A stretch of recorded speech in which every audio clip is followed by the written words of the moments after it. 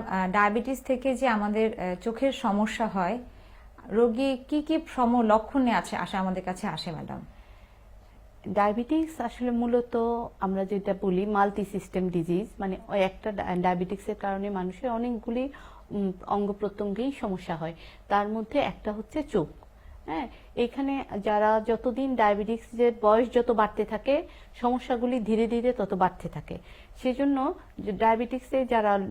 ডায়াবেটিক্সে যখন ভুগেন রোগীরা, তখন সাধারণত চোখের যে সমস্যাগুলি নিয়ে আমাদেরকে আসেন, প্রথমত দৃষ্টি কমে যাওয়া।